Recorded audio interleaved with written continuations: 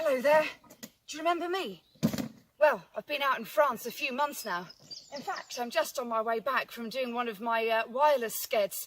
You know, where I send a message back to England. I've just been asking them to send some extra weapons and agents ahead of D-Day. I suppose we should go back to the very beginning though, shouldn't we? Well, I landed quite safely, but buried my parachute and I was picked up by members of the local resistance. That night I went to a local French farmhouse, had the most wonderful meal of soup and bread and all rounded off with ersatz coffee. That's something I don't really recommend. It's made from hickory and acorns. It's got the colour and consistency of dishwater, but it was all the farmer had and he gave it to me. That night I slept soundly for the first time in France for many years. And the next morning I had to go to Lyon. That meant taking the train, my first time on public transport in enemy-occupied territory, and I don't mind telling you, it was terrifying. When I got on the train, I had my identity card in my pocket, and there was nowhere to sit. So a German officer invited me into his compartment. He took my suitcase from me and heaved it into the luggage rack above his head. Good God, I thought, he's going to think I'm smuggling gold. I was terrified that whole journey. We smoked cigarettes and made small talk, but all the while I was convinced they would check inside the suitcase. You see, it's not just any suitcase. There's not just pyjamas and French knickers in that. No. That's my wireless set, the tools of my trade. And if I'm caught with it, well, that'll me be out in an instant. Anyway, it didn't matter. At the end of the journey, I was handed my wireless set and with a Heil Hitler, first time I heard those dratted words, I was sent on my merry way. I made my way to my safe house in Lyon, and there I keep one of my wireless sets, and there's two more dotted about the countryside. Every few days I have to set up my wireless and send messages in code back to England. I'm the lifeline for the resistance, if you like. I send messages asking for money or weapons, supplies or information, all building up to the Allied invasion, which I think they're going to call D-Day. One of my jobs is to get ready for the parachute drops. Now, these can only happen on the full moon period, the night before, of and after the full moon. One of our jobs is to look for drop zones, or DZs. This is wonderful countryside for something like that, and in fact not that far in the distance there's a wonderful drop zone. Then, on the night of the drop, I will listen to the BBC on the wireless, and I'll listen for the message personnel.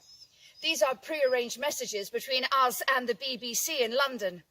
If you listened, you'd probably think they were gobbledygook. Things like, Aunt Maud has flu, or the donkey wears pyjamas. But if it's my donkey wearing pyjamas, I know that the drop is on. More often than not, as a wireless operator, I do not attend the drops, but now we're so close to D-Day, it's every man on deck. They're really quite boring affairs, if I'm honest with you. We have to leave quite early, before curfew. As you can see, the sun is starting to go down, and if you're caught out after dark without an excuse, well, then you're in trouble. So we go out. It's very difficult for somebody like me because I'm not allowed to talk, we're not allowed to smoke. We just sit there, waiting. In my head, I knit clothes and redecorate my home. Then, as the darkness falls, all we do is listen out. And then suddenly, you can hear the drone of the aircraft starting to come overhead. And that's our cue. We jump out and we light 3 bonfires in the shape of an L, or we light torches, and we wait for the parachutes to drop. It really is the most serene moment as they start to fall. I like little daisies popping open in the sky. Then, that's where the romantic part of it ends, I'm afraid, because these huge canisters land at our feet, full of weapons and supplies, and it's our job to get them away as quickly as we possibly can. All of this equipment that's coming in by parachute has to be hidden, and it's amazing where you can hide things when you think about it. Haylofts, apple cellars, beehives, even cheese factories. It's all weapons coming in, you see, in preparation for D-Day. And we have saboteurs and weapons experts out here teaching the resistance how to use them. So when the time comes, the army of the shadows will rise up and strike out against the occupiers. And my goodness, we are more than ready for it. Months, no, years of preparation have brought us to this point. And it makes my job all the more important, you see, as a wireless operator. I am only allowed to be on air for 20 minutes, that's sending and receiving. This is because of the Nazi direction finding vans.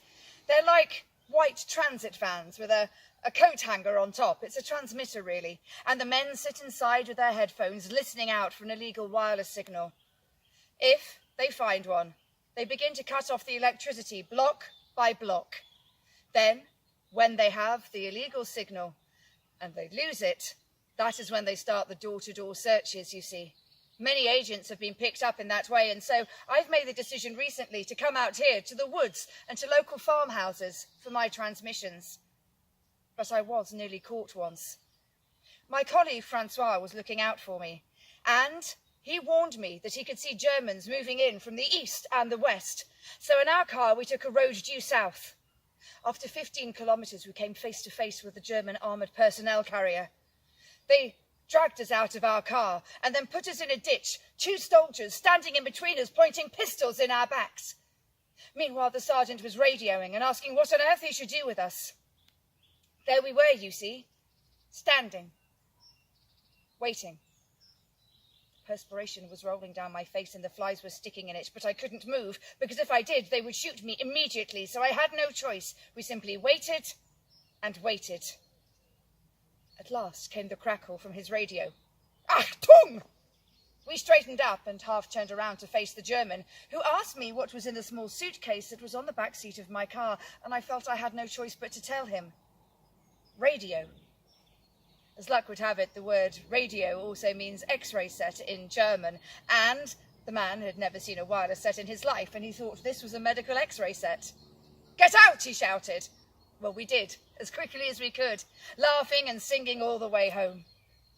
But it brought home the importance of these preparations for D-Day. All the targets were re-reconnoitred, the weapons were prepared, and it was decided there would be a 2-tier system of messages broadcast on the BBC, a standby and an action. A few days before D-Day itself, the standbys will be broadcast, and that will be our opportunity to get everything in readiness.